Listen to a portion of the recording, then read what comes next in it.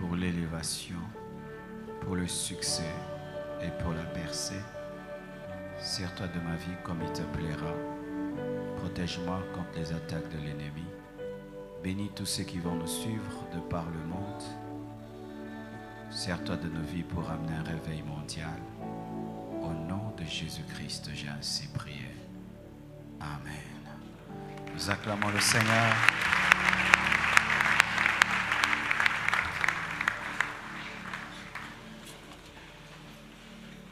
Shalom à chacun de vous. Nous bénissons le Seigneur pour cette convention des couples et des hommes. Vraiment, les orateurs ont été très élevés, très hauts et ça a été très riche. Hier, je n'ai pas pu être là, excusez-moi, j'avais un engagement. Je devais prêcher chez le pasteur Isaac à Mimosa. Mais j'ai suivi une partie et je suivrai le reste de ce qui était enseigné hier ici sur le succès de la femme, comment l'homme doit gérer le succès de la femme et comment la femme, quand elle réussit plus que l'homme, doit savoir gérer cela parce que c'est source souvent des grands problèmes. Aujourd'hui, je vais clôturer cette convention sur la gestion du succès dans le couple en parlant de 8 secrets pour gérer le succès dans le couple. Tu peux le dire à ton voisin de gauche, ton voisin de droite, ton voisin de devant, celui de derrière, seulement ton voisin qui te sourit. Amen. Déjà, j'aimerais vous dire que le succès n'est pas une chose facile. Des fois, je compare ma vie avant l'explosion du ministère et maintenant, il y a des choses que j'envie. Quand je n'étais pas connu, quand les gens ne s'intéressaient pas à moi, il y a des choses que j'envie. Je pouvais me promener sur la route, manger des cacahuètes, sans que personne ne me dérange. Je pouvais prêcher des choses sans que personne ne puisse aller scruter mes vidéos pour chercher des erreurs. Je pouvais faire tellement de choses dans l'anonymat sans qu'il y ait des caméras, qu'il y ait des journaux. C'était aussi une belle période. Mais aujourd'hui, c'est vrai, une parole crée de l'impact, une bonne parole. Mais une mauvaise parole aussi peut créer des problèmes. C'est pourquoi je vous demande de ne pas courir derrière le succès. Ne courez pas derrière le succès. Laissez Dieu vous donner le succès. Parce que si Dieu te donne le succès, Dieu sait que tu es prêt et il peut te donner. Mais si toi-même tu cours derrière le succès, tu peux croire que tu es prêt alors que tu n'es pas. Et au lieu que le succès t'apporte le bonheur, le succès va t'apporter des problèmes, le malheur et une vie que tu ne peux supporter. C'est pourquoi vous remarquez, les stars se droguent. Les stars sont dans l'alcool, se suicident, divorcent 7 fois, 8 fois, 9 fois. En tout, c'est que les hommes cherchent mais ne sont pas heureux parce qu'elles ont eu le succès sans avoir le caractère de Dieu pour le succès et un tel succès vraiment fait souffrir. Souvent, nous poussons les gens à réussir. Mais je crois qu'il faut faire cette prière. Seigneur, donne-moi ce qu'il me faut maintenant. Alléluia. Et si je ne suis pas encore prêt, garde-le pour toi jusqu'à ce que je serai prêt. D'ailleurs, Jésus-Christ le disait à ses disciples.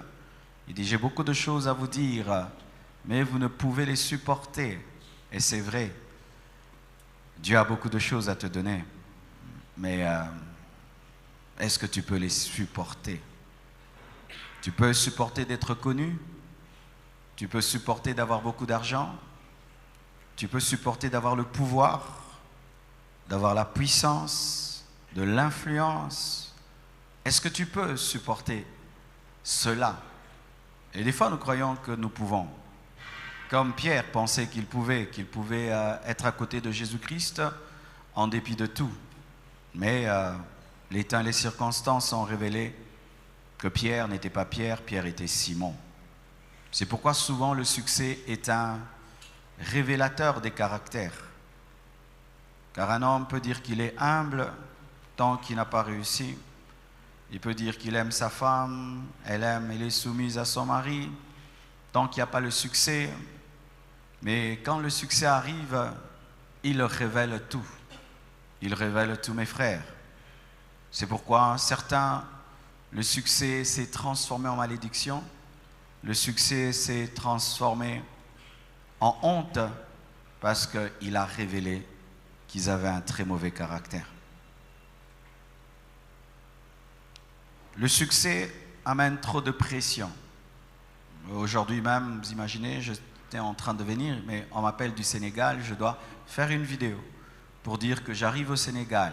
Et il faut faire la vidéo, une très bonne vidéo. Tu ne peux pas faire n'importe quelle vidéo. Pourquoi? Vu le niveau que tu as, tu ne peux pas. Alors il faut la refaire 3 fois, 4 fois. Il faut que ce soit bien, il faut que la veste soit bien, il faut que tout soit bien, il faut que le son soit bien, il faut que la lumière soit bien, il faut que le cadre soit bien, il faut.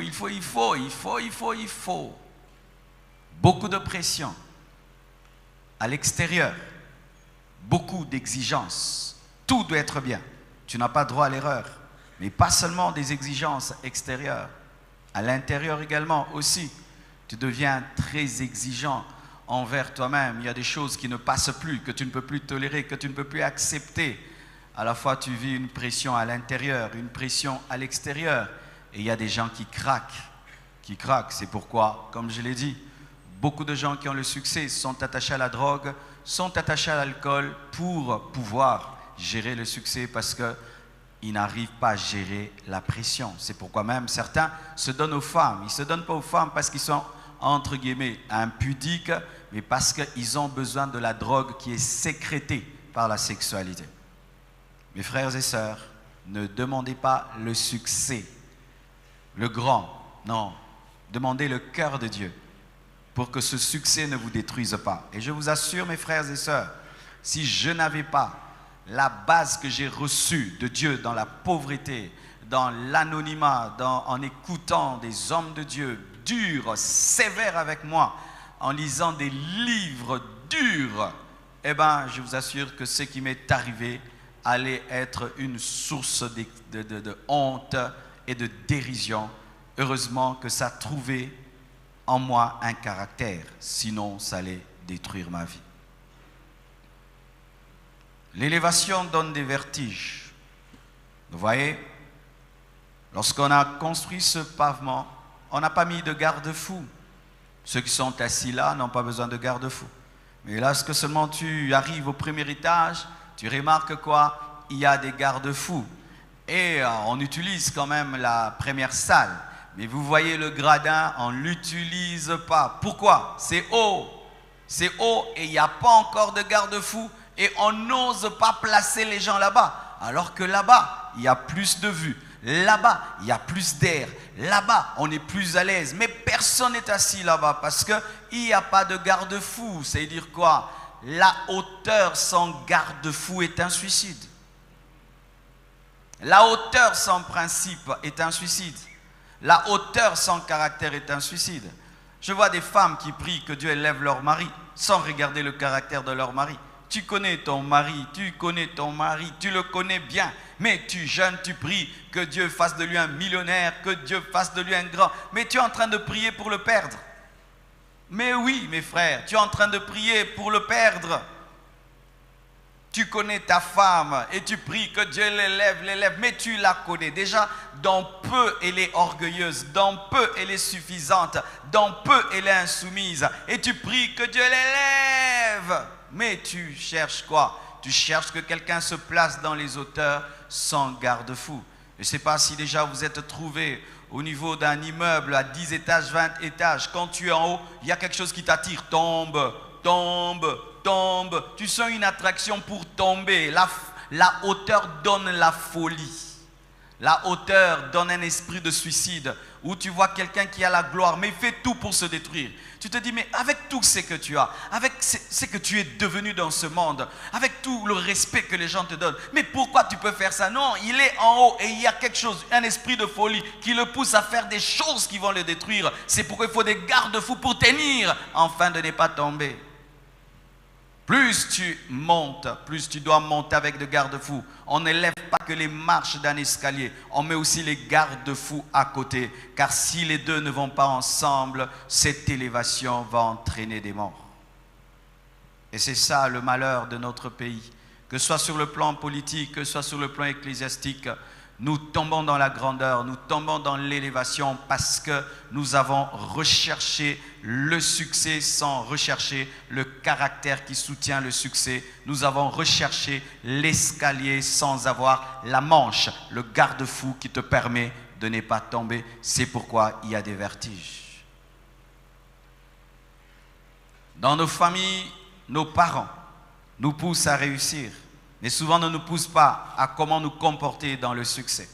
C'est pourquoi beaucoup de dirigeants africains attrapent le vertige lorsqu'ils sont élevés.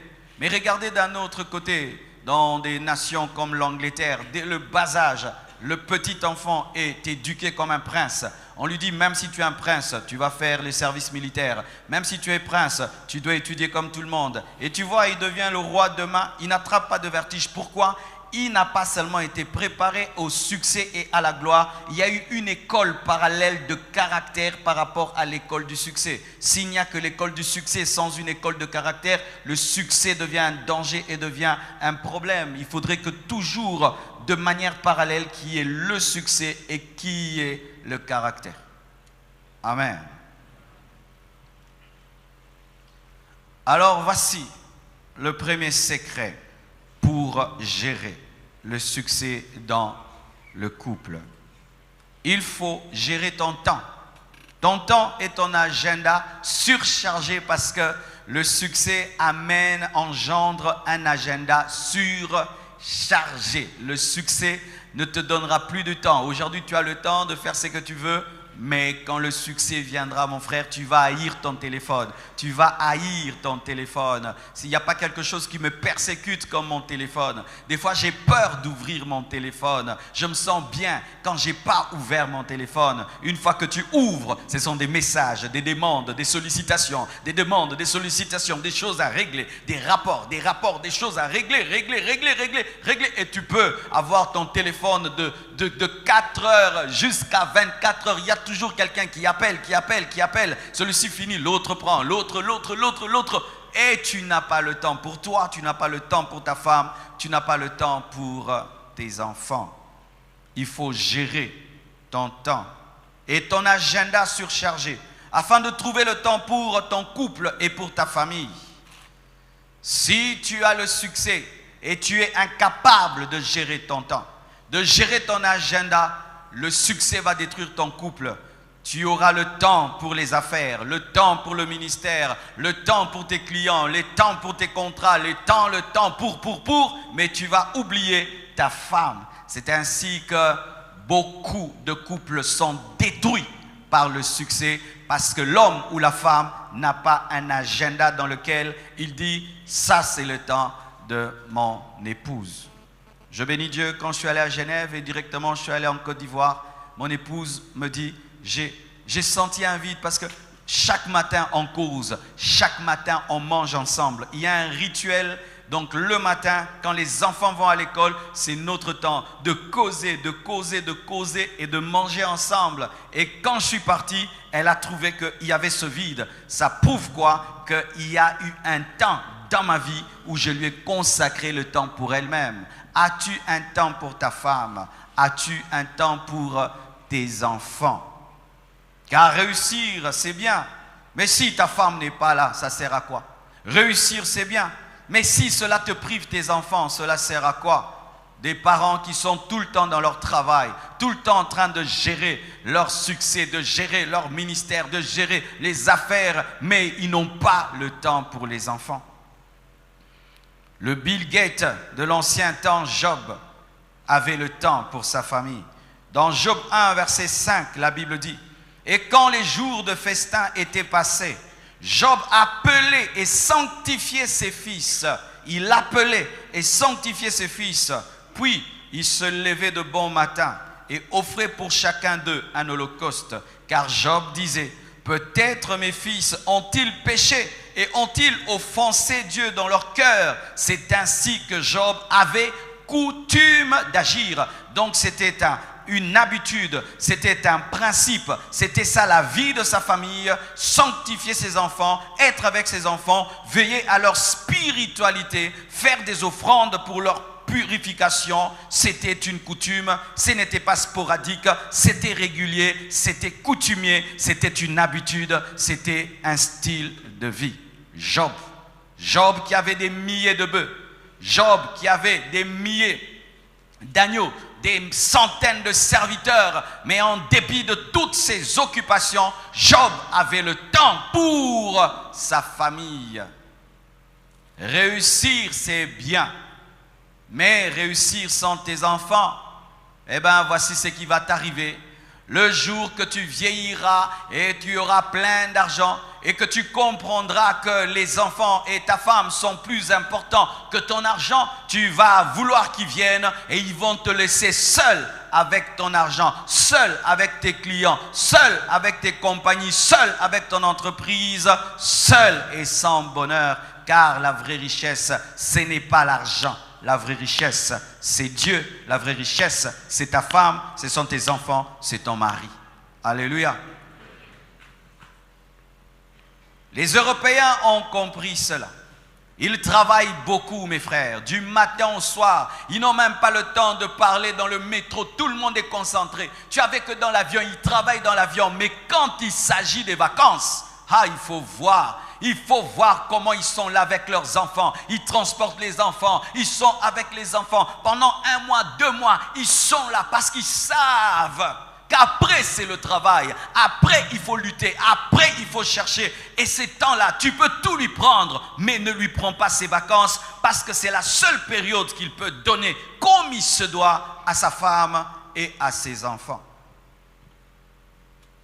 Déjà, frère, lorsque tu es célibataire et tu es désordonné, lorsque le succès viendra, tu seras un désordre et tu vas faire mal à ton époux, à ton épouse, tu vas faire mal à tes enfants.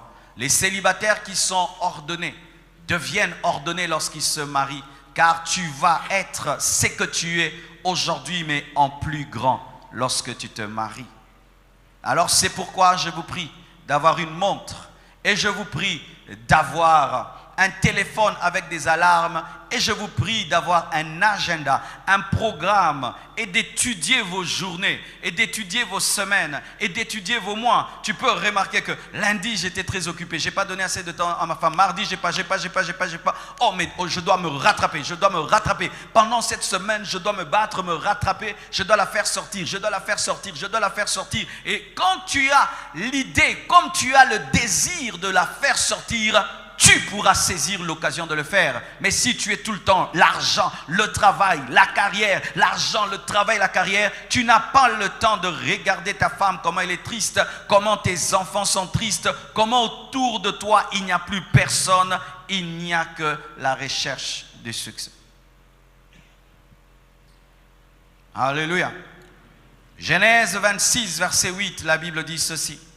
Comme son séjour se prolongeait, il arriva qu'Abimelech, roi des Philistins, il s'agit d'Isaac, regardant par la fenêtre, vit Isaac qui plaisantait avec Rebecca, qui faisait des blagues avec Rebecca, sa femme, le patriarche Isaac. Isaac était un homme très très riche, c'est le fils d'Abraham, le riche, et il a hérité d'Abraham. C'était un homme très occupé, qui avait beaucoup de biens, qui avait beaucoup de serviteurs, et il traversait des moments de stress parce qu'il se retrouvait chez Abimelech. Mais en dépit de cela, Isaac avait le temps de blaguer avec sa femme, il avait le temps de plaisanter avec sa femme, et là même il avait menti que ce n'était pas sa femme, c'était sa sœur. Mais quand on l'a regardé de loin, alors qu'il oubliait qu'il était scruté par Abimelech, Abimelech a vu la manière dont il se comportait, il a dit ça ne peut pas être que sa sœur, ça doit être sa femme, parce qu'un homme il ne fait ça qu'avec sa femme. Il était tellement proche de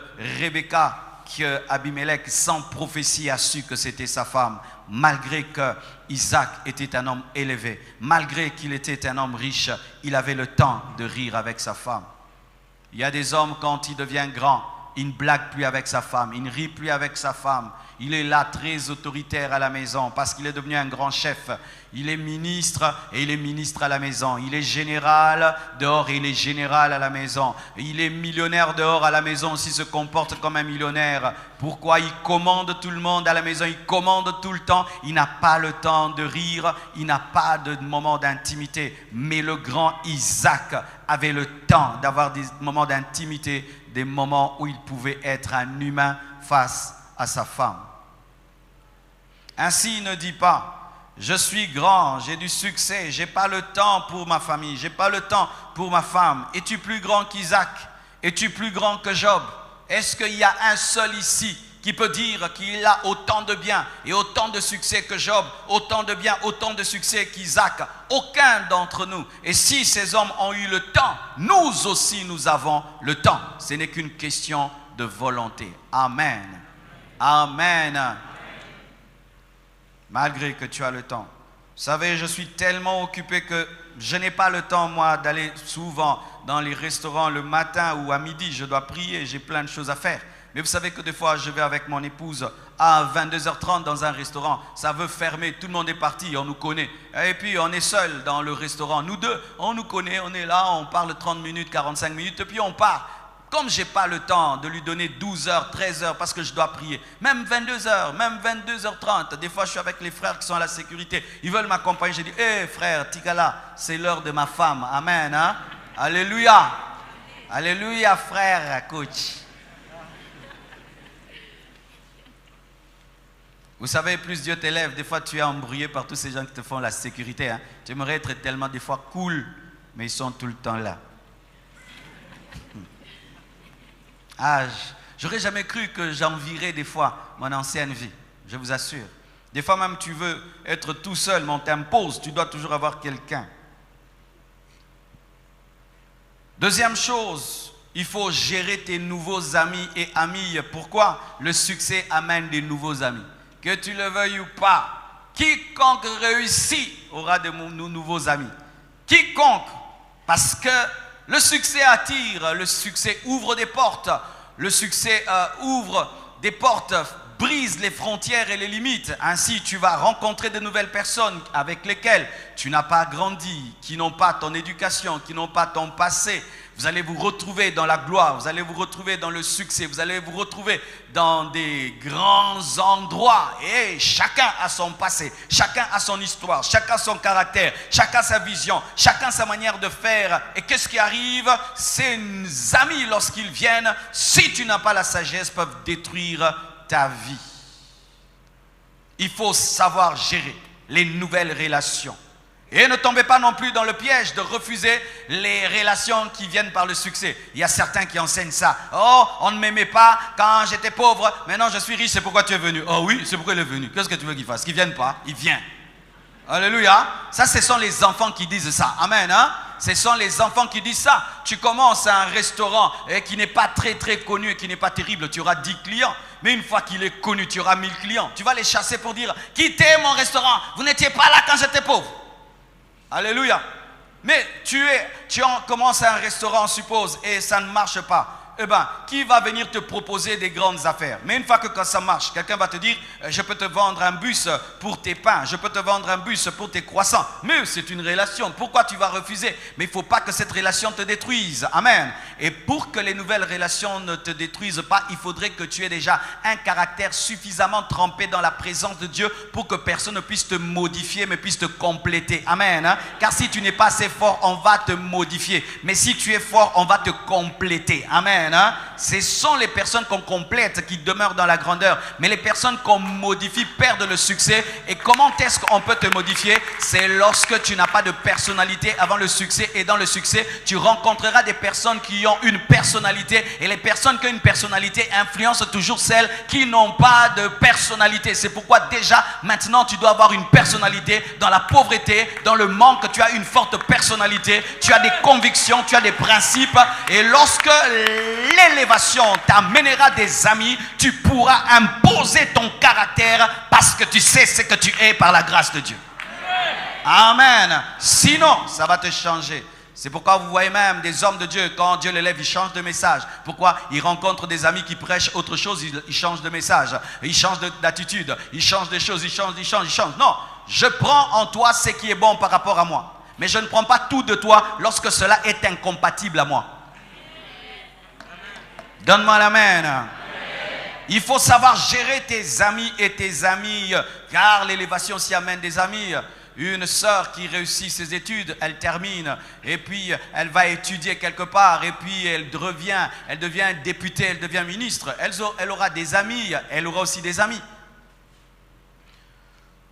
Une femme qui n'est pas élevée, ne côtoie pas souvent les hommes. Elle peut décider, je ne côtoierai que des femmes. Oui, mais à un certain niveau d'élévation, même si tu dis je ne côtoie pas les femmes, je ne côtoie pas les hommes, tu vas côtoyer les hommes. Ce seront tes collègues de travail, ce seront tes collègues des affaires, ce seront tes collègues d'eux et d'eux. Alors, il faudrait que tu puisses savoir gérer cela. Amen. Alléluia. Mon épouse, quand elle travaille, elle passe la plupart de son temps pas avec des femmes. Elle gère des hommes. Et il y a des gens qui viennent la chercher et qui ne me cherchent pas. Ils doivent lui rendre compte. Mais je suis à l'aise parce que Dieu l'élève. Elle doit diriger des hommes. Et pour diriger les hommes, tu dois être avec les hommes. Amen. Ce qui fait qu'il faut que tu saches gérer les nouvelles choses, parce que l'élévation va t'amener des nouvelles choses. C'est pourquoi je ne crois pas en la sanctification d'un homme qui n'est qu'avec les hommes, d'une femme qui n'est qu'avec les femmes. Non.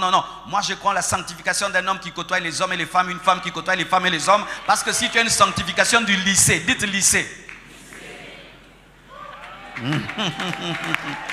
Ah oui, il y a des femmes qui ont la sanctification du lycée. Tu vas au lycée, il n'y a que les femmes entre les femmes. Ça, ce n'est pas une bonne sanctification, parce que le jour où tu vas travailler dans un endroit où il y a des hommes et des hommes et des hommes, et tu es la seule femme, alors tu vas détruire ton couple. Mais tu dois être capable de vivre avec les hommes et avec les femmes, mais dans la sainteté et dans la pureté. Ça, c'est le haut niveau. Dites le haut niveau. Amen. Oh, ma femme est fidèle parce qu'elle ne côtoie que des femmes. Ah non. Elle est fidèle lorsqu'elle côtoie aussi des hommes, mais elle me revient.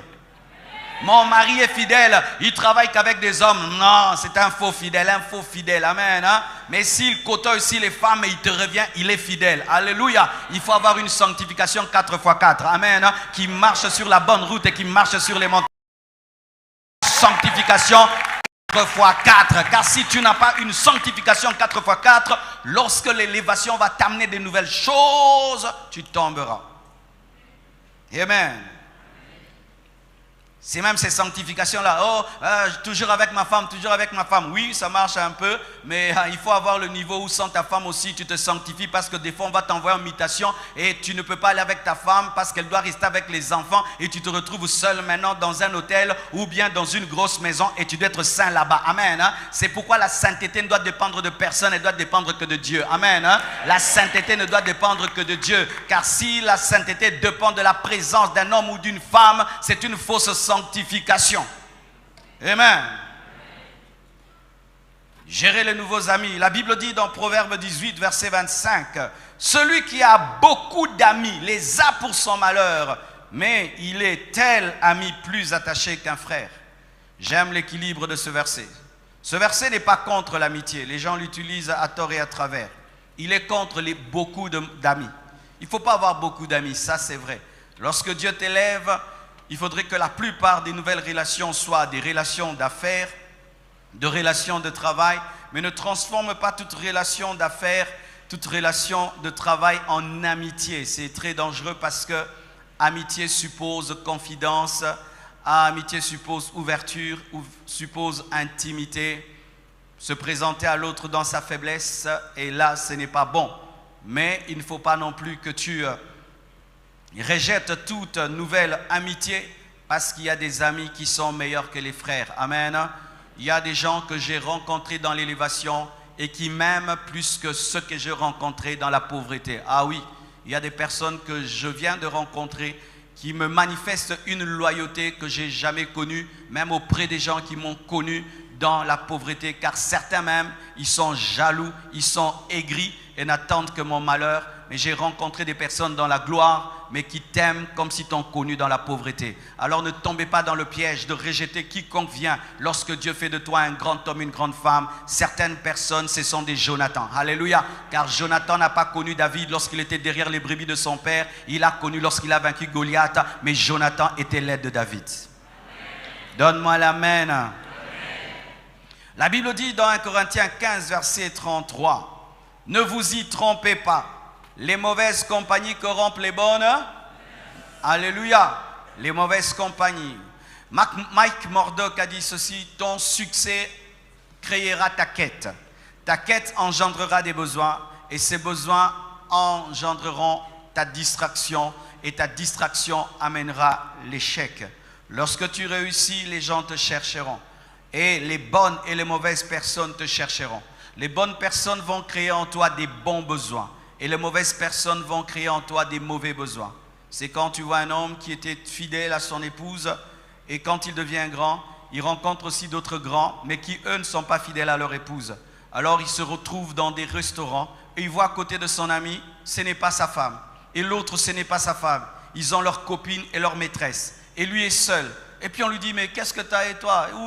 Où est ta maîtresse? Oh, moi j'en ai pas. Oh, tu veux dire quoi? Avec le niveau d'argent que tu as, avec le niveau de ceci que tu as, tu veux me dire que tu n'as pas une maîtresse, que tu n'as pas, et du coup tu te sens comme si c'est toi qui es malade alors que ce sont eux qui sont malades. Amen. Hein? Car si tu te retrouves dans une épidémie et tu es en bonne santé, tu peux croire que c'est toi qui es malade. Parce que l'épidémie devient la normalité.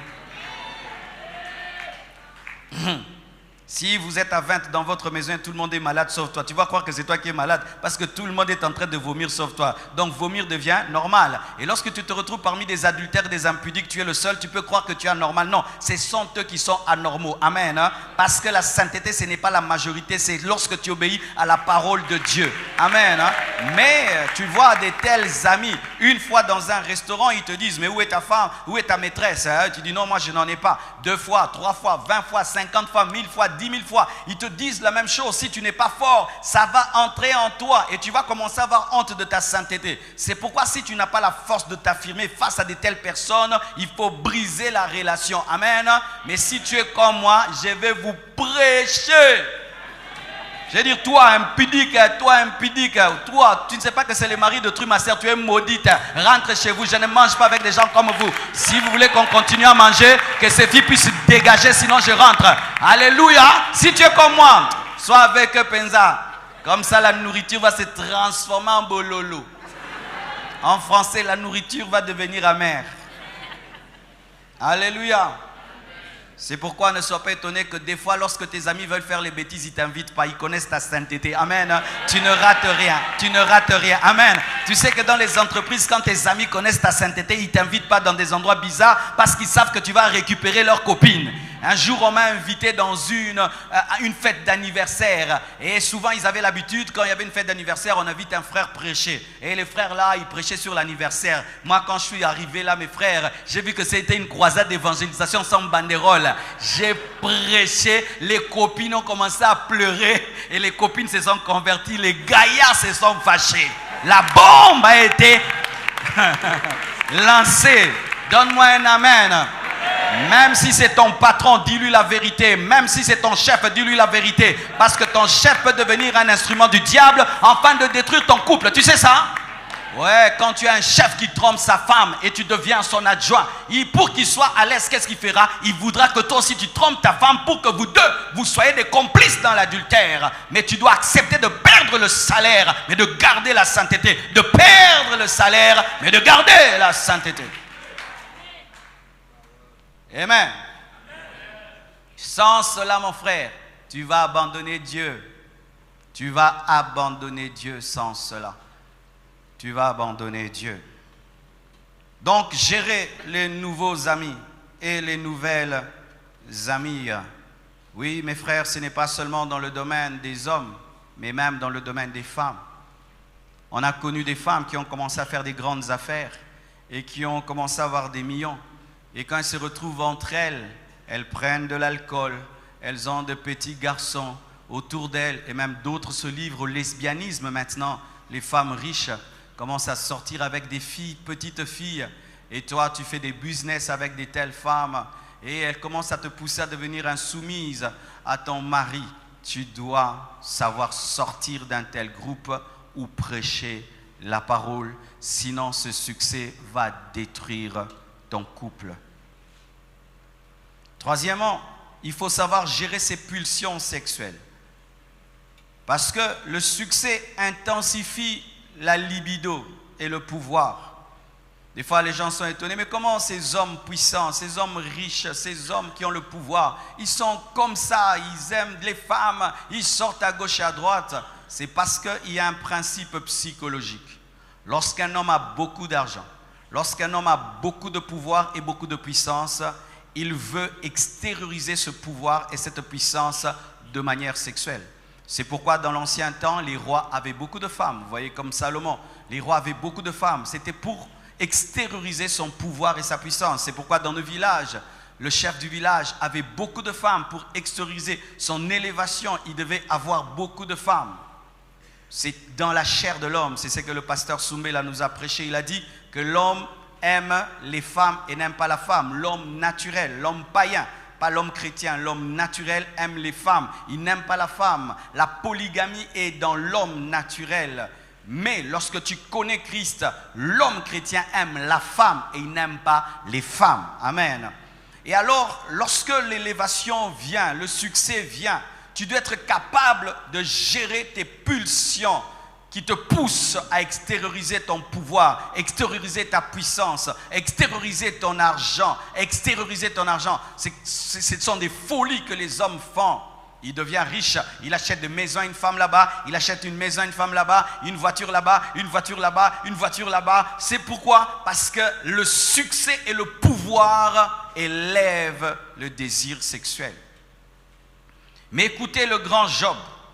Dans Job 31, verset 1, Job, le milliardaire de son temps, dit ceci: « J'avais fait un pacte avec mes yeux et je n'aurais pas arrêté mes regards sur une vierge. » Il avait fait un vœu avec ses yeux qu'il n'allait jamais convoiter une vierge. Le milliardaire, l'homme qui pouvait avoir toutes les femmes de son temps, mais avait fait un vœu que jamais il n'allait convoiter une femme.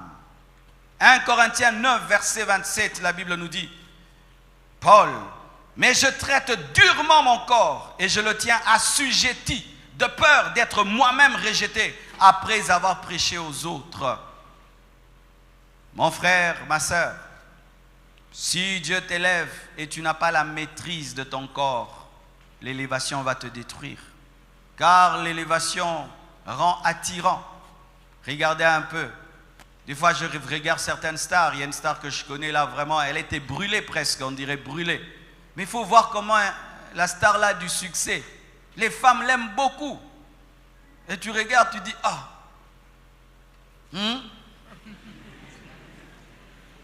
Pourquoi? Le succès, la gloire. Parce que le succès embellit tout. La gloire embellit tout. Et ça fait que beaucoup tombent. C'est ça la maladie de l'Afrique. Des hommes qui n'ont pas la discipline de leur corps, mais qui deviennent grands. Des hommes qui n'ont pas la discipline de leur pulsion, qui deviennent grands. Il a de l'argent.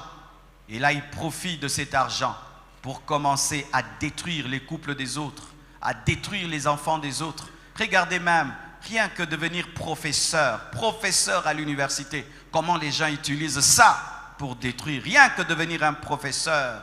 Certains même, ils sont là seulement pour engager, signer pour que tu sois engagé. Comment ils utilisent ce pouvoir-là, cette signature. Bien-aimés frères, sœurs, si au stade où tu es, tu n'as pas de contrôle et de maîtrise de ton corps, ne demande pas l'élévation.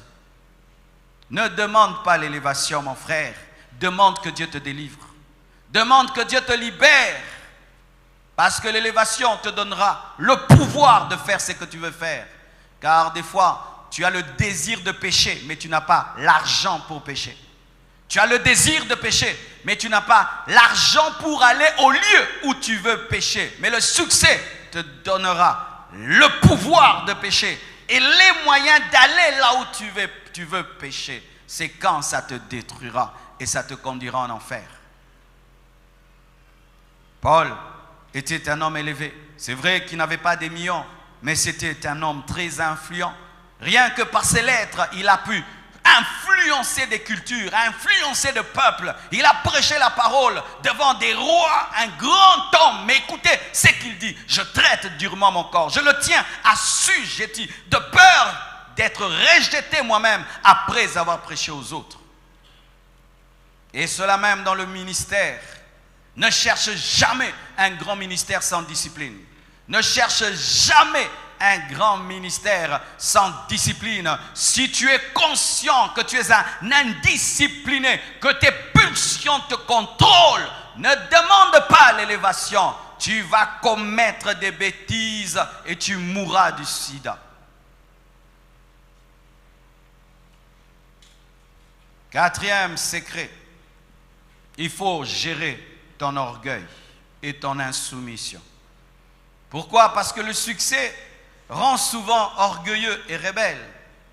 Oui, mes frères, il y a des gens, tant qu'il n'a pas le succès, il est soumis. Nous voyons même ça à l'église. Un frère, il ne sait pas prêcher, il se soumet à toi. Il commence à connaître la Bible un peu. Tu vois, le frère commence à manquer du respect au pasteur. Qui manque, se rebelle dans les églises? Est-ce que ce sont les gens qui ne connaissent pas la Bible? Ce sont les gens qui connaissent la Bible. Ce sont les gens qui ont l'onction. Ce sont les gens qui ont. Ce sont eux qui se rebellent. Pourquoi? Parce que l'orgueil attend le succès, attend que tu puisses avoir quelque chose. Ce n'est pas un petit ange qui s'est rebellé. Non, ce n'est pas un petit ange. C'est Lucifer, parfait en sagesse et en connaissance. C'est alors qu'il s'est rebellé. Qui s'est rebellé. La Bible nous dit que lorsque les frères de Jephthé sont devenus grands, ils lui ont dit: tu n'hériteras pas avec nous parce que tu es le fils d'une prostituée. Quand ils sont devenus grands, quand on devient grand, l'orgueil caché se montre. Et je vous dis, j'ai vu ça. J'ai vu des gens qui me respectaient, mais quand ils sont devenus grands, riches, ils veulent te parler comme ton ami. Désolé mon frère, même si tu deviens riche, tu n'es pas mon ami. Moi, je suis le papa de tous. Amen. Hein? Ah oui, tu peux devenir riche. J'ai vu des gens, ils voyagent, ils reviennent, ils voyagent, ils reviennent. Et quand il est revenu du voyage, il veut être mon ami. Quand tu es parti à Bruxelles, tu étais mon ami. Maintenant que tu es revenu de Bruxelles, on devient ami. Pourquoi? C'est Bruxelles qui t'a élevé, quoi. Quand je vais à Bruxelles, je reviens. Je suis toujours le fils de mon père, vrai ou faux? Mais pourquoi toi, si demain tu vas aux États-Unis, tu fais 10 ans aux États-Unis, quand tu reviens là avec tes Anglais, maintenant, oh pasteur, how are you? Master Noko.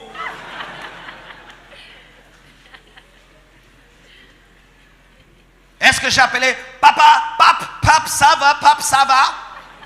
Mais je, nauti pet. Bonjour papa, bonjour, comment vous êtes? Maman va bien? Oh, on va bien, mon fils, tout. Malgré, je l'appelle mon papa, mais dans les églises, c'est quoi? S'il commence à prêcher comme le pasteur, il devient son ami. S'il a une onction comme le pasteur, il devient son ami. S'il a l'argent, il devient son ami. Non, archi faux, mon frère. Vous êtes tous mes enfants. Mes enfants. Même si tu es plus âgé que moi, tu es mon enfant. Parce qu'à l'église catholique, vous appelez l'abbé qui avait 20 ans, père. Donne-moi la main que je te parle. Il n'avait même pas la vision de se marier sans un enfant. Mon père, mais moi j'ai 3 enfants mariés. Mon père aussi.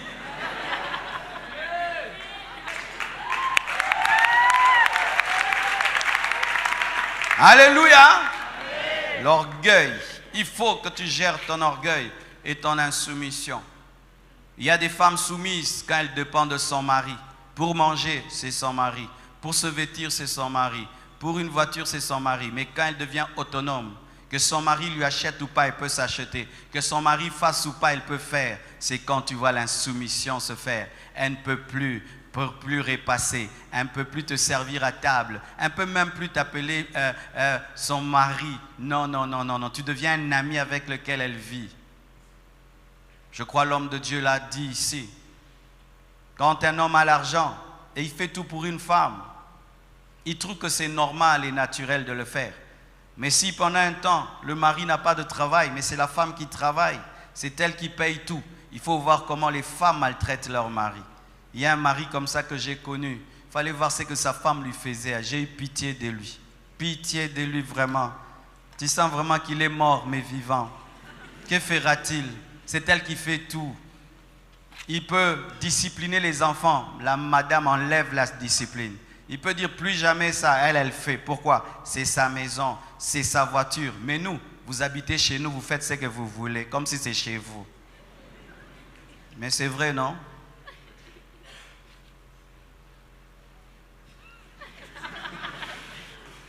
Je t'épouse, tu trouves des chaises, tu trouves un lit, tu trouves tout.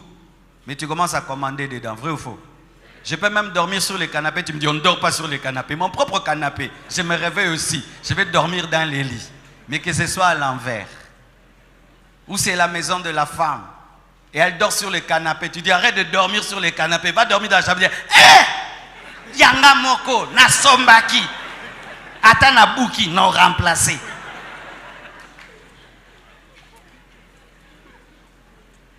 C'est pourquoi, chère maman, des fois tu dis pourquoi je n'ai pas le travail, pourquoi je ne gagne pas beaucoup d'argent. Est-ce que tu seras soumise à ton mari si tu commençais à gagner de l'argent? Est-ce que tu seras soumise à ton mari si tu ne dépends pas de lui? Est-ce que tu le seras? Est-ce que tu peux l'être? Est-ce que tu peux l'être?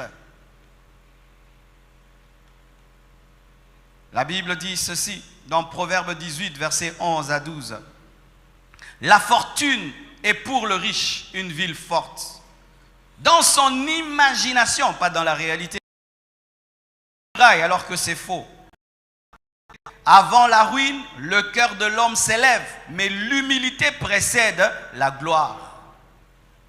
L'orgueil nous amène à croire que notre richesse est une ville forte. L'orgueil nous amène à croire que le succès est une ville forte qui nous rend inatteignables. Mais archi faux. Regardez comment on a tué Saddam Hussein. Regardez comment on a tué Kadhafi et on l'a jeté sur la route. Regardez comment il a fini, comme un homme ordinaire. La richesse n'a rien fait, le pouvoir n'a rien fait. Il est mort le jour qu'il devait mourir.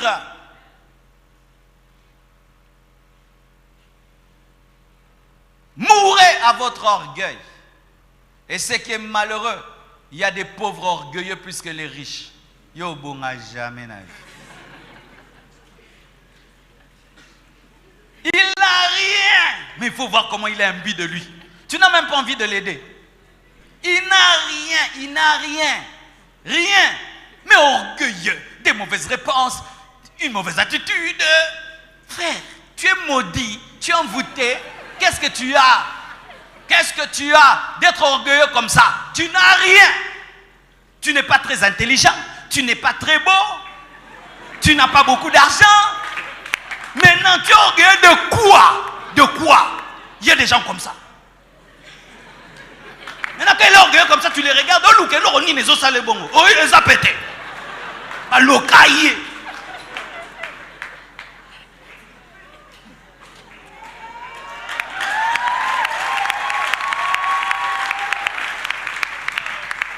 Sachez qu'il y a des gens qui seront là où tu dois être, rien que par l'humilité. Il est tellement humble que les gens aiment l'aider. Mais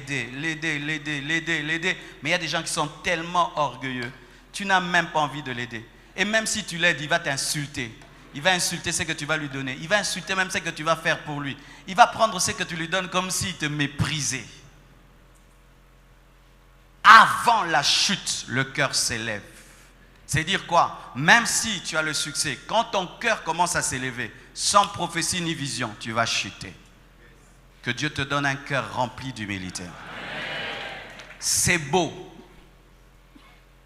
La gloire et l'humilité ensemble.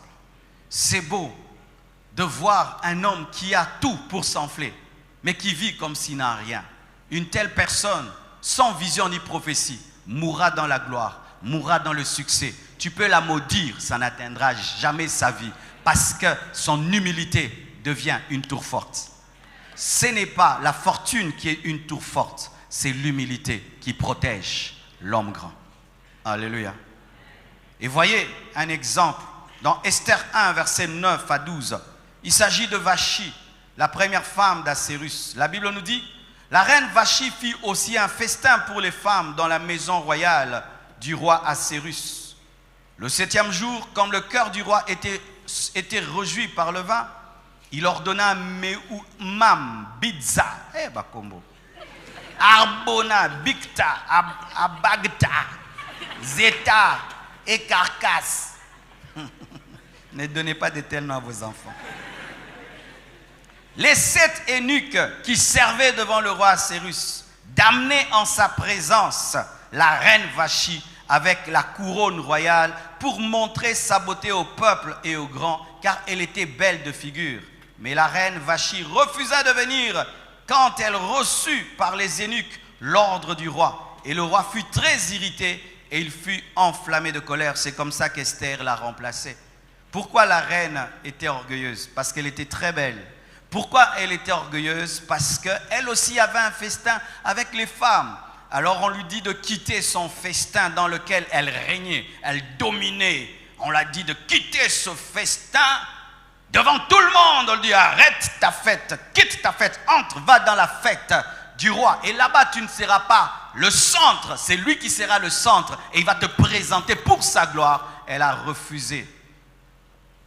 Et Dieu a décidé d'enlever Vachi et de placer la reine Esther, une femme remplie d'humilité. Certaines femmes, on vous vole les maris à cause de ça. Ah oui, je n'encourage pas celles qui volent les maris d'autrui. Mais je fais une étude. C'est vrai, c'est toi que ton mari a épousé. Oui, c'est toi. C'est vrai que c'est toi que le mari a doté. Oui, c'est toi. C'est vrai que c'est toi la mère des enfants. Oui, c'est toi. Mais c'est toi la mère des enfants impolie. C'est toi la femme épousée impolie. Lorsque ton mari est dans ta présence, il se sent petit parce que le roi s'est senti petit et diminué face au prince. Et les princes étaient tellement touchés, ils ont dit, roi, si tu ne répares pas ça dans ta maison, nous tous, nous aurons des problèmes dans nos maisons.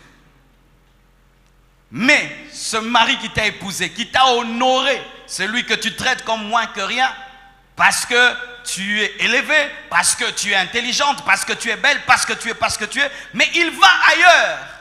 Il y a une autre femme aussi belle, une autre femme aussi intelligente, mais qui le traite avec honneur. S'il ne connaît pas Dieu, il va partir. Il va partir. Et il est déjà parti.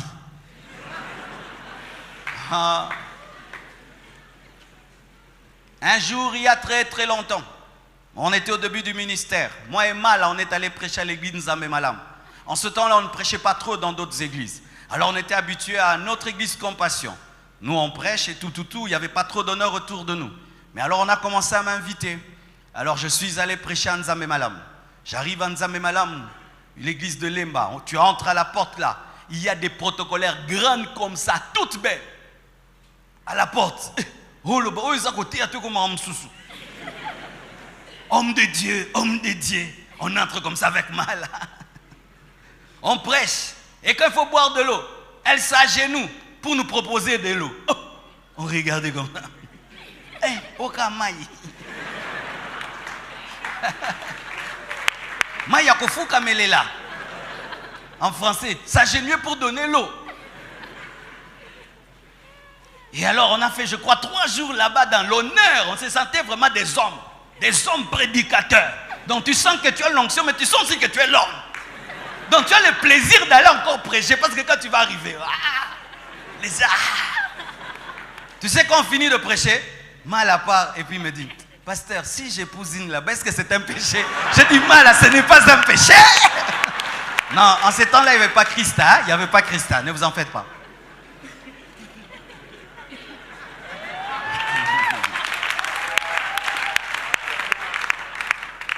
Pourquoi? L'homme est sensible à l'honneur. L'homme est sensible à la considération. L'homme est sensible à une femme qui le traite comme un roi. Et si toi, ton mari, tu le traites comme moins que rien, sache que partout il va, il est exposé un jour à être sensible à une femme qui va le traiter comme un roi. Et si dans ton entourage, il y a une femme qui sait que tu maltraites ton mari, cette femme qui sait que tu maltraites ton mari, c'est elle qui te volera ton mari en lui donnant la royauté. Se plaindre, c'est bien. On m'a volé mon mari. Se plaindre, c'est bien. Mon mari, depuis qu'il est devenu grand, il est devenu ceci. Mais comment tu traites ce grand homme?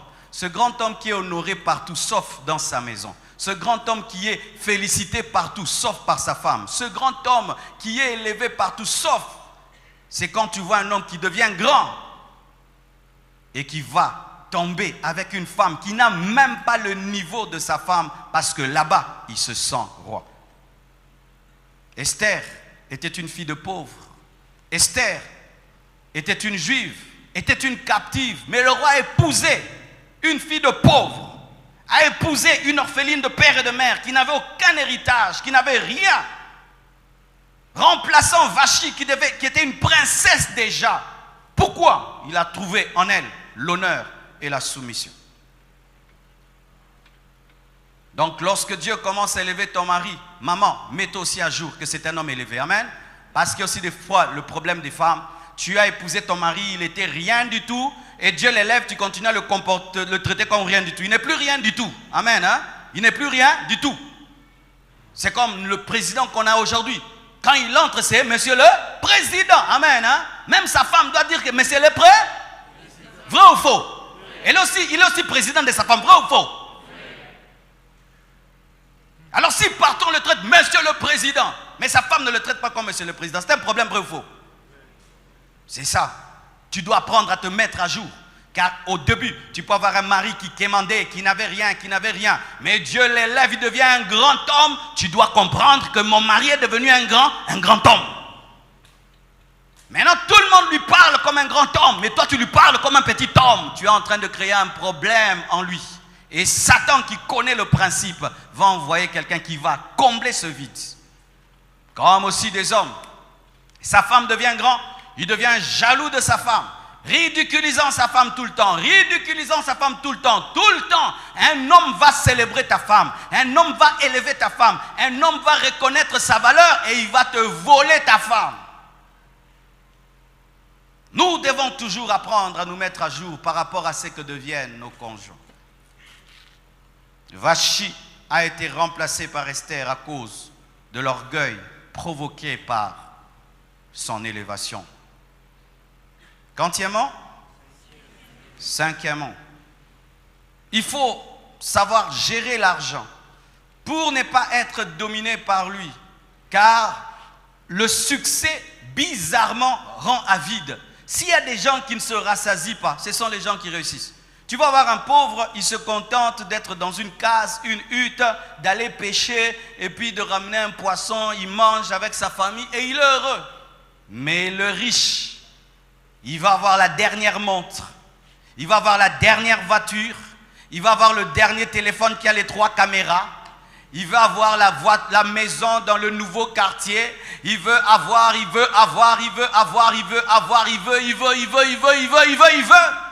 Et il tombe dans l'avidité. Gérer l'argent pour ne pas être dominé par lui. Le succès rend avide et cupide. C'est pourquoi il faut apprendre le contentement. Le contentement dans le succès. 1 Timothée 6, versets 6 à 11, la Bible dit: c'est en effet une grande source de gain que la piété avec le contentement. Car nous n'avons rien à porter dans le monde. Et il est évident que nous n'en pouvons rien emporter. Vous croyez? Si donc nous avons la nourriture et le vêtement, cela nous suffira. Mais ceux qui veulent s'enrichir tombent dans la tentation, dans le piège et dans beaucoup de désirs insensés et pernicieux qui plongent les hommes dans la ruine et dans la perdition. Car l'amour de l'argent est une racine de tous les maux, et quelques-uns en étant possédés se sont égarés loin de la foi et se sont jetés eux-mêmes dans bien des tourments. Pour toi, homme de Dieu, fuis ces choses et recherche la justice, la piété et la foi, la charité, la patience, la douceur. Acclamons la parole du Seigneur.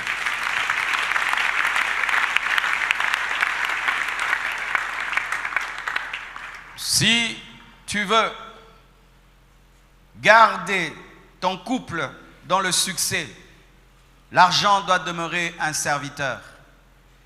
Si il ne demeure pas un serviteur, votre couple va tourner autour de l'argent. Et tous les couples qui tournent autour de l'argent finissent par se déchirer. C'est quand vous entendez une femme qui empoisonne son mari pour hériter. C'est quand vous voyez un homme prendre tous les biens en son nom. Et il dit, il y a les biens de la femme, les biens de l'homme. Ça c'est à moi, ça c'est à toi. Et tout le temps on se chamaille autour de l'argent. Tout le temps on cause sur l'argent. Il y a des maisons comme ça, où on ne parle que de l'argent. On se chamaille que sur l'argent. Tout c'est l'argent. Et si c'est le cas, l'amour de l'argent va engendrer des maux, des problèmes. L'argent est neutre. C'est comme un couteau. Un bon couteau dans les mains d'un cuisinier fait un bon gâteau. Mais un bon couteau dans les mains d'un meurtrier tue. Et si vous avez des cœurs cupides, l'argent va vous tuer. L'argent deviendra un dieu. L'argent va vous pousser loin de Dieu. À chaque 0 de plus sur ton salaire, tu prends une nouvelle femme. À chaque 0 de plus sur ton salaire, tu deviens orgueilleux. À chaque 0 de plus sur ton salaire, tu t'éloignes de Dieu. À chaque 0 de plus sur ton salaire, tu ajoutes un péché. Cet argent est une malédiction. Il y a une famille dans la Bible qui a été détruite par la cupidité. C'est la famille d'Akan. Dans Josué 7, versets 20 à 22, Dieu avait interdit qu'on touche aux biens de Jéricho. Mais Akan est allé en Jéricho. Il a pris un beau manteau de chinéar, 200 cycles d'argent et un lingot d'or. Et il a caché dans sa maison. À cause de cela, Israël a perdu la guerre face à Haï. Et à cause de cela, on a tué Akan, ses enfants et tout ce qui était à lui à cause de la cupidité. Quelle est la place de Dieu dans votre maison et quelle est la place de l'argent? Déjà, un couple qui n'arrive pas à donner sa dîme est un couple de cupides. Lorsque l'homme et la femme s'entendent de bouffer chaque mois leur dîme, chaque mois leur dîme, chaque mois leur dîme, ils dépensent toujours la dîme de Dieu. C'est déjà de la cupidité, de la cupidité. Je préfère dans vos maisons qu'il y ait même des débats. Oh non, on doit donner, on ne donne pas. Mais quand l'homme et la femme se mettent ensemble pour manger la dîme, là, ce sont des cupides. Vous êtes comme Ananias et Saphira. Et si vous pouvez voler Dieu, c'est sûr que dans les affaires, vous allez escroquer, vous allez voler. Car un homme qui peut voler Dieu sera un escroc dans la société. Lorsque l'argent est un maître dans la famille, la femme laisse son mari vivre dans l'escroquerie. Le mari laisse sa femme vivre dans l'escroquerie parce qu'on aime tellement l'argent. Le seul but, c'est avoir beaucoup plus et beaucoup plus et beaucoup plus. Quelle que soit la source, quelle que soit l'origine, plus d'argent. C'était ça la maladie de la famille d'Akan. Et c'est ce qui a détruit sa maison, de sorte que même les enfants qui n'avaient pas pris les lingots d'or sont morts. Car vous ne savez pas aussi, lorsque vous êtes dans la cupidité et vous avez de l'argent volé, vous avez de l'argent volé dans vos maisons, ça ne maudit pas que vous, ça maudit votre descendance, car vous nourrissez vos enfants avec des choses mal acquises. L'argent est une bonne chose, mais l'argent doit rester à sa place. C'est comme le feu de la cuisine. Le feu doit rester dans la cuisine. Lorsque le feu quitte la cuisine et entre dans le salon, ça crée l'incendie. Et lorsque l'argent devient le centre de vos vies, même si l'argent aide, l'argent va vous brûler. Sixièmement, il faut gérer les propositions d'occultisme.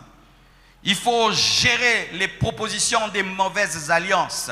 Car le succès attire des alliances et des propositions mauvaises pour plus de succès. Tu as l'argent, j'aimerais t'aider à avoir plus. Tu as du succès, j'aimerais t'emmener plus. Pourquoi? Comment? Viens dans notre loge. Tu vas seulement signer avec ton sang. Viens dans notre loge. Tu vas seulement donner un enfant, il va être malade. Et puis tu seras riche. Viens dans notre loge. Là-bas, d'ailleurs, on ne tue personne. Tu vas seulement commencer à lire des livres. Et puis tu entres. Et puis tu détruis toute ta famille. Chère maman, veillez sur vos maris.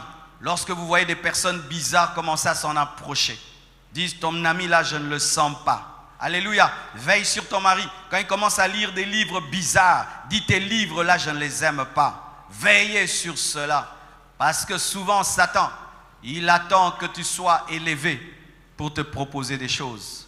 Jésus-Christ est venu quand il a eu 30 ans et qu'il est allé jeûner. Satan est venu, il a élevé et lui a dit, si tu m'adores, je te donne toutes ces choses. Daniel 2, verset 43, la Bible dit, tu as vu le fer mêlé à l'argile, parce qu'ils se mêleront par des alliances humaines, mais ils ne seront point unis l'un à l'autre, de même que le fer ne s'allie point avec l'argile. On ne mélange pas le fer avec l'argile. Tu peux te battre toute une journée. Mélanger le fer à l'argile, ça ne se mélange jamais. Et lorsque le succès vient, il y aura des alliances contre nature qui te seront proposées. Des personnes qui ne doivent pas marcher avec toi vont te proposer aussi des choses que tu ne peux pas faire. Aie la force de dire non. Alléluia. Ayez la force de dire non. Car aujourd'hui, l'occultisme est répandu partout. C'est devenu la mode. Ça fait classe, ça fait cool. Un jour, quelqu'un que je connais est allé à l'Intercontinental.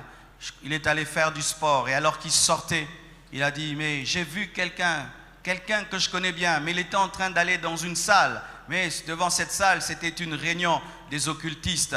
Et ce frère est allé là-bas. Pourquoi? Avoir plus de succès, avoir plus de pouvoir. Apprenez à vous contenter de ce que vous avez. Alléluia. Ne brûlez pas les étapes. Ne vendez pas vos enfants. Ne détruisez pas vos vies en entrant dans l'occultisme pour avoir plus. Car l'occultisme frappe à la porte lorsqu'on devient grand. Septièmement, il faut gérer ton temps et ton agenda surchargé afin, pas seulement de trouver le temps pour ta femme et tes enfants, mais pour trouver le temps de prier et de méditer. Je peux vous dire la vérité. Sans vie de prière, je ne serai pas ce que je suis. Je ne peux pas faire une journée sans avoir vraiment prié Dieu. Si j'ose le faire, je sens que je suis en train de m'exposer. Bien-aimé, tu peux avoir la bonne volonté de rester fidèle à Dieu dans le succès. Si tu n'as pas de vie de prière, tu n'y arriveras pas. Quand je vois seulement un homme qui devient grand mais qui ne prie plus, je peux savoir ce qui lui arrive déjà. Quand je vois seulement quelqu'un qui devient grand, il n'a plus le temps de venir à l'église, il n'a plus le temps de jeûner, il n'a plus le temps de lire la Bible, il n'a plus le temps de s'agenouiller. Je sais ce qui va lui arriver. Car dans la grandeur, s'il y a des moments que Satan aime voler, ce sont les moments de prière. Car dans la grandeur, s'il y a une chose difficile à faire, c'est prier. Vous voyez comme vous priez là, mes frères? C'est facile. Là où je suis, prier, c'est difficile. Pourquoi? Dès le matin, il y a des bonnes choses à faire. Tu dois diriger ça, telle extension. Aujourd'hui, on a 18 extensions. Il y a plus de 10 noyaux. Il y a plus de quoi et de quoi et de quoi et de quoi. Dirigez, faites, ne faites pas, rapport, faites. Téléphone ici, téléphone là-bas, téléphone ici, téléphone là-bas. Ici, téléphone. Tu dois raccrocher, éteindre, sortir du réseau, aller dans un bureau, t'agenouiller, prendre une Bible, prier. Et des fois même, malgré que tu éteins ton téléphone, ils ne te trouvent pas. Ils appellent ta femme. Et dit à papa qu'on a besoin de lui. Priez. Un grand homme qui ne prie pas commettra certainement des bêtises. Un grand homme qui n'a pas de moment de prière commettra certainement des bêtises. Jésus-Christ dit, veillez et priez afin de ne pas tomber dans la tentation. La chair est faible, mais l'esprit est bien disposé. Il faut prier. Et prier, même si tu n'as pas envie de prier, tu dois prier. Je ne prie pas parce que j'ai envie. Je ne prie pas parce que je sens. Je dois prier. Parce que si je cesse de prier, je vais mourir. Je vais mourir. Je ne serai jamais le pasteur Marcelo que tu connais si je ne prie pas. Je ne peux pas monter ici sans prier. Je ne peux pas. Si je fais une semaine, je ne prie pas. Je ne sais pas ce qui peut m'arriver. Mais que c'est dommage. Des gens qui priaient beaucoup. Mais depuis que Dieu leur confie beaucoup de responsabilités, ils ne prient pas. Mais d'ailleurs, c'est quand il faut prier. Parce que maintenant, tu as beaucoup de combats et de responsabilités. Mais comment des gens qui sont sans responsabilité prient 10 heures du temps, des gens qui ont des responsabilités prient 30 minutes? Lorsqu'il fallait que tu ne pries pas, tu priais. Maintenant que tu dois prier, tu ne pries pas. Voici. Lorsque tu n'es pas élevé, tu es combattu par des esprits impurs. Mais plus tu commences à monter, tu commences à combattre des esprits de ton rang, les princes des ténèbres, les principautés, les dominations. Vous voyez, Jésus, quand il est venu sur la terre, ce n'est pas un démon qui l'a cherché, c'est Satan lui-même qui l'a cherché. Pourquoi? Dans le monde spirituel, il n'y avait que Satan qui pouvait venir. Maintenant, qu'est-ce qui se passe? Lorsque tu es attaqué par des esprits impurs, tu gênais, tu priais. Maintenant que tu es devenu le chef de toute une compagnie, c'est-à-dire tu gères les démons de toutes ces personnes, n'est-ce pas? Tu gères leur famille et tous leurs combats. Maintenant tu as une position de force. Qu'est-ce que tu fais? Tu vas au travail sans prier. Tu commences la journée sans prier. Mes frères, il y aura des forces des ténèbres qui t'attaqueront toujours pour que tu ne pries pas dans la grandeur. Pourquoi? L'homme qui prie dans la grandeur a le temps d'être armé. C'est pourquoi tu sens que tu as des combats pour prier. Pourquoi? Parce que maintenant ta prière devient très efficace. Regarde, si tu conduis une petite voiture, tu ne sens pas, n'est-ce pas, le poids. Conduis un camion, tu vas sentir le poids. Pareil aussi, quand Dieu t'élève, quand tu pries, tu sens le poids. Tu sens le poids parce que tu diriges des choses. Et il y a des gens qui arrêtent de prier parce qu'ils sentent le poids. Non, c'est le signe que tu as du poids. Oh, quand j'étais un nouveau converti, je priais, je ne sentais pas un grand poids. Maintenant, je sens des fois un poids qui veut m'écraser. Pourquoi? Rien qu'à penser la construction, tu sens un poids. Rien qu'à penser payer tel loyer, tu sens un poids. Tu penses ici, le poids. Plus tu pries, tu sens que tu es écrasé. Et là, tu commences à dire, Seigneur, sans toi, je ne peux rien. Seigneur, aide-moi. Seigneur, soutiens. Ouvre les portes. Aide-moi. Soutiens. Père, agis. Mais si tu ne pries pas, tu vas croire que tu vas gérer ta vie sans rien. C'est alors que tu commettras une bêtise. Quand est-ce que David a commencé à tomber? Lorsqu'il ne priait plus. Est-ce que tu pries toujours? Est-ce que tu pries toujours? Est-ce que tu as une vie de prière, homme élevé? Et vous qui n'êtes pas encore élevé, tu n'as pas déjà de vie de prière. Tu as déjà perdu la vie de prière. Dieu ne t'a pas encore béni. Il ne t'a même pas élevé, tu ne pries pas. Qu'est-ce qui va t'arriver quand il va t'élever? Tu ne prieras jamais? Tu ne prieras jamais. Tu es à Kinshasa et si tu ne pries pas, tu vas aller en Europe, tu prieras. Tu ne vas pas prier? Tu ne vas pas prier. Tu ne vas pas prier. Là-bas, tu ne sens même pas l'envie de prier. Il faut créer en haut. Ah oui?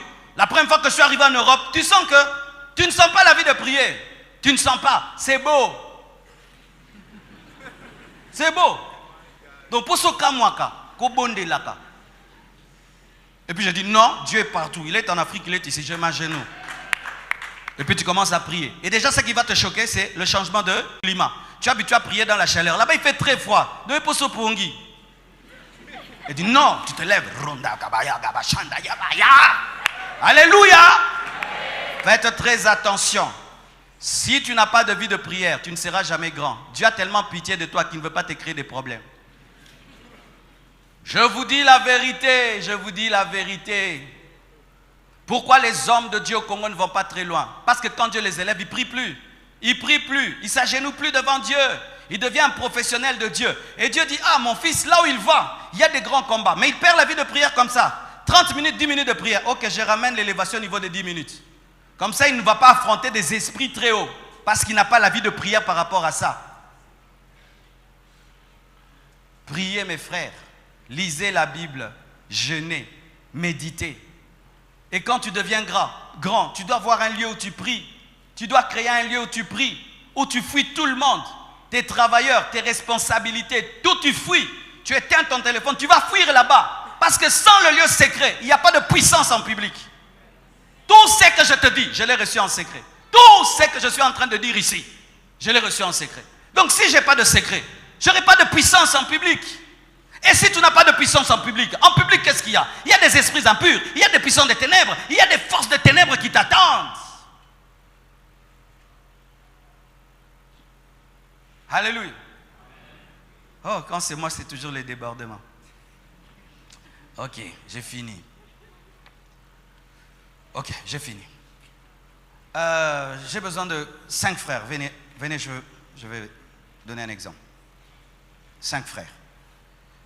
Ça, c'est le plus grand secret que je vais te donner. Huitièmement, il faut crucifier la chair. Dis ça à ton voisin.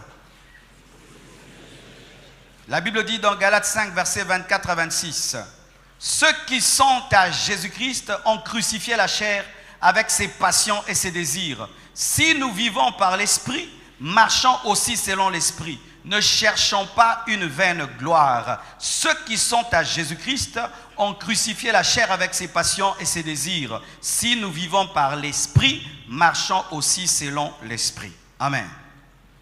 Le frère symbolise la croix. Amen. C'est la croix.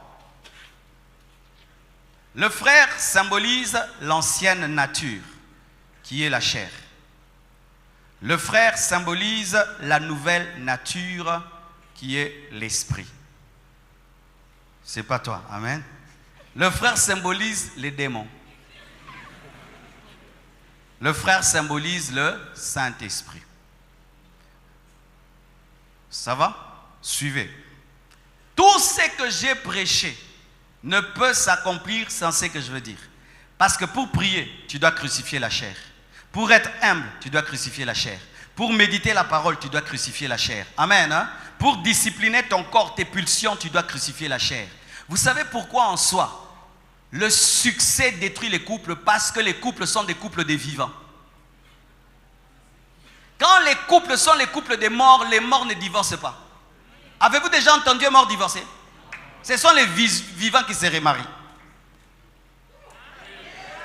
Avez-vous déjà vu un mort? On l'enterre et puis on l'amène en cardiaque à la morgue ou bien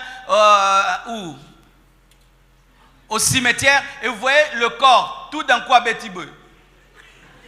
Vous avez déjà vu ça? Que ce soit à nécropole, que ce soit dans quel cimetière, le mort est mort. Que ce soit des habits propres, des habits sales, le mort est mort. Que ce soit des habits chers, des habits de pauvreté, le mort est mort. Que ce soit un cercueil en diamant, en or, en bois, le mort est mort. Qu'il y ait une foule de 10 personnes, de 10 000 personnes, de 20 000 personnes, le mort est mort. Les morts ne tombent pas dans l'orgueil, ils ne tombent pas dans l'impudicité, ils ne tombent pas dans la convoitise, ils ne tombent pas dans les péchés. Les morts sont morts. Et le secret pour gérer l'élévation, il faut mourir. Il y a des gens, toute leur vie, jamais 10 personnes ne les ont transportés. Mais le jour de la mort, on les transporte, n'est-ce pas, à 10. Vous avez déjà entendu le mort qui dit « Ouais, ouais ». Et aussi, je suis étonné par ces trucs-là. Moi, je ne comprends plus rien au Congo. Hein. Des gens qui transportent les cercueils, maintenant ils dansent avec. Ils font des chorégraphies avec votre papa qui est mort.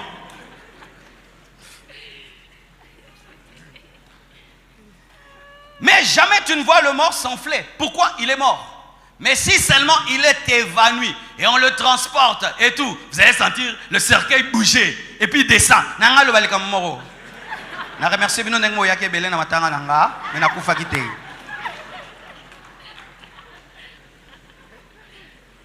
Quand est-ce qu'un homme commence à tromper sa femme quand il a l'argent? C'est parce qu'il est vivant. Quand est-ce qu'une femme devient insoumise parce qu'elle a l'argent? C'est parce qu'elle est vivante. Quand est-ce qu'un homme commence maintenant à perdre Dieu quand il a l'argent? C'est parce qu'il est mort, il est vivant. Nous sommes vivants, c'est pourquoi nous ne gérons pas le succès. C'est pourquoi Christ est mort et ressuscité pour être un exemple de mort et de résurrection pour nous. Ce ne sont que les morts ressuscités qui peuvent gérer le succès. Es-tu brisé? Si tu n'es pas brisé, sans prophétie, quand tu auras l'argent, tu vas maltraiter ta femme. Quand Dieu va te donner l'onction, tu vas te rebeller à moi. Quand tu connaîtras la Bible, tu vas commencer à m'attaquer dans tes prédications. Sans prophétie, ça ne rate jamais. La chair s'oppose toujours à l'esprit. Ah, les mains de la croix sont fatiguées. Sorry. Voici ce qui arrive. Lorsque la chair est crucifiée, l'esprit soutenu par le Saint-Esprit opère. Et ainsi l'Esprit de Dieu te guide dans l'humilité, dans la sainteté, dans la pureté. Mais qu'est-ce qui arrive? Pendant que toi, ton esprit, ton homme nouveau est sous l'emprise du Saint-Esprit, Ta chair est en train de crier. Moi aussi, mais comment moi, un beau garçon comme moi, je n'ai pas de copine, comment moi, avec tout l'argent que j'ai, je suis discipliné comme ça. Et puis le diable te dit, hein, tu as raison, hein, tu as raison. Et qu'est-ce qu'il doit faire? Il faut que le Saint-Esprit arrête d'influencer ton esprit pour que ta chair se manifeste. Et maintenant le diable, qu'est-ce qu'il fait? Il va combattre ta communion avec le Saint-Esprit pour la couper, te distraire, téléphone. Tu n'écoutes plus l'Esprit de Dieu et ainsi tu te déconnectes. L'Esprit de Dieu ne peut te diriger sans que tu le veuilles. Si tu te déconnectes, il est déconnecté. Et ainsi, quand l'Esprit est étouffé par les puissants des ténèbres, la chair, maintenant, la chair maintenant se manifeste. Et quand la chair se manifeste, le Saint-Esprit est attristé. C'est pourquoi tu n'as pas de joie, tu n'as pas de paix, la chair se manifeste. Et quand la chair se manifeste, c'est quand le foyer est détruit. Il n'y a plus de paix, il n'y a plus de joie. Pourquoi? L'Esprit n'opère plus. Et maintenant, qu'est-ce qui se passe encore? Comme tu es encore vivant et tu n'es pas mort, Dieu ne t'abandonne pas. Et Dieu maintenant, continue maintenant, envoie ses serviteurs. Et puis il y a la parole, et la chair maintenant commence à reculer, commence à reculer comme tu écoutes cette parole. Et puis qu'est-ce que se passe encore? L'esprit, tu décides, aujourd'hui je vais prier la nuit, aujourd'hui.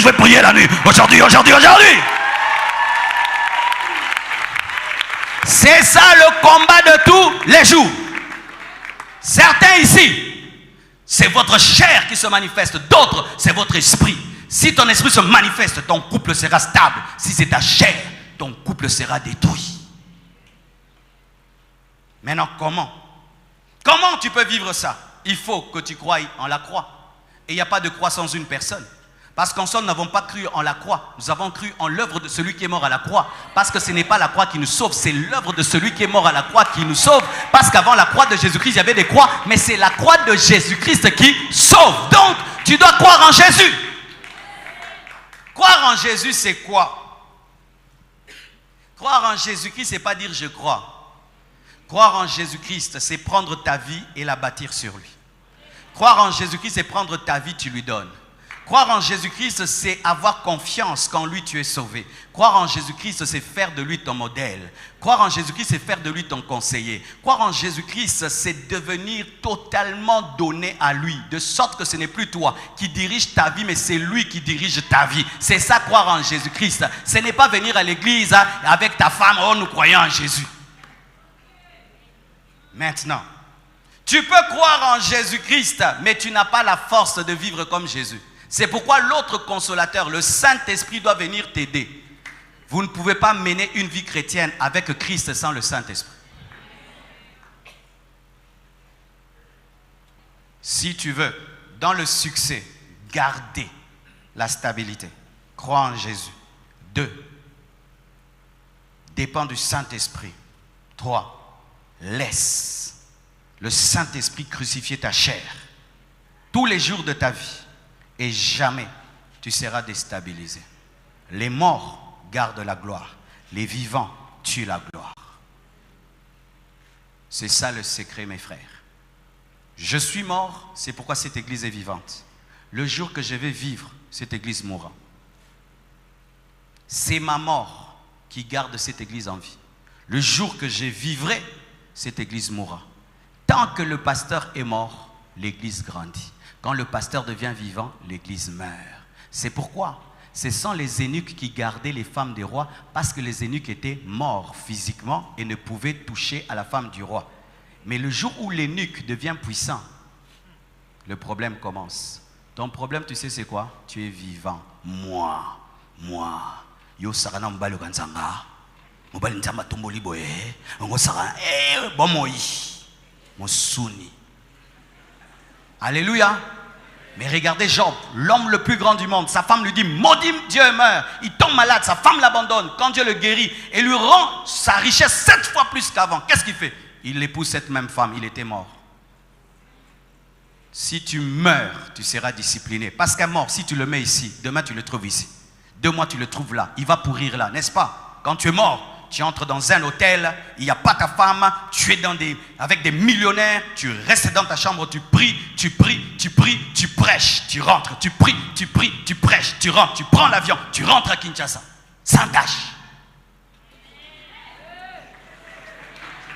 Sans tâche. Salut l'hôtel. Pour Koufa. Mais je vois des frères, rien que encadrer un petit département de 12 sœurs, tu donnes des bisous. Yo frère, yo benza. Yo. À un hôtel des étoiles au Kwea.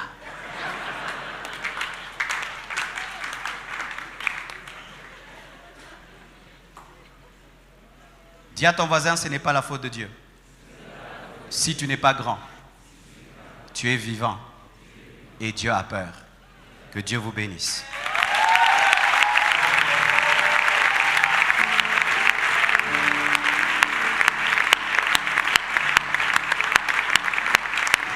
Car tu es Dieu. Ne partez pas avant la fin du culte. Je demande vraiment que dans cette église, les gens apprennent à honorer Dieu. Vraiment, nous sommes fatigués des gens qui partent avant la bénédiction. Vraiment, je suis fatigué d'être le pasteur de telles personnes. Je suis fatigué de toi et de tes départs avant la bénédiction finale. Et c'est un démon qui te pousse à sortir. À moins que tu aies vraiment un programme grave.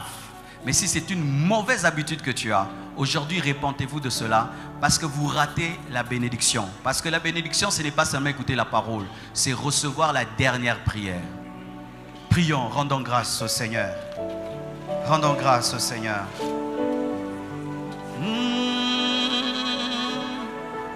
Nul n'est comparable à toi. Car tu es Dieu, Seigneur, tu fais des miracles. Nul n'est comparable à toi. Alléluia. Shalom frères et sœurs, je suis là afin de vous convier à une grande convention des hommes et des couples sur le thème la gestion du succès dans le couple. La gestion du succès dans le couple. Nous serons là du mardi 10 au vendredi 13 décembre 2019 de 17h à 19h30 à Limété, 2e rue, quartier industriel, Église La Compassion. Nous aurons 4 orateurs, le pasteur Jean-Baptiste Soumela, le pasteur Timothée Kabasele, papa Coco Belade et votre serviteur, le pasteur Marcelo Tunassi. Nous parlerons sur la gestion du succès dans le couple. Soyez les bienvenus, venez en couple, venez en famille, venez avec vos amis, vos frères et sœurs et Dieu va bénir vos familles et va révolutionner les hommes. Merci.